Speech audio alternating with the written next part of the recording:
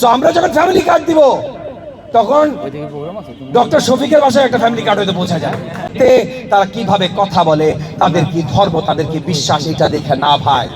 So আমরা যখন family card দিব তখন ডক্টর শফিকের বাসায় একটা ফ্যামিলি কার্ড হয়তো বোঝা যায়। আমরা যখন হেলথ ইন্স্যুরেন্স দেব তখন মামুনুল হক সাহেবের বাসায় হেলথ ইন্স্যুরেন্স হয়তো পৌঁছায় যাবে। আর ভোটের অধিকার তো ভাই কারোর কখনো কেড়ে নিব না। তাই মাগরিবের ওয়াক্ত হয়ে যাচ্ছে বলে আমি আমার বক্তব্য আর দীর্ঘায়িত করলাম না।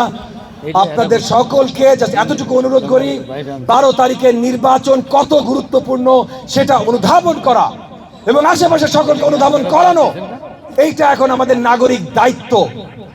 বিকজ যদি 12 তারিখে উগ্রপন্থী জোট কোনোভাবে বেরিয়ে আসতে পারে তাহলে কিন্তু দেশ থাকবে না, এইটুকু আপনাদেরকে নিশ্চিত বলে দিচ্ছি।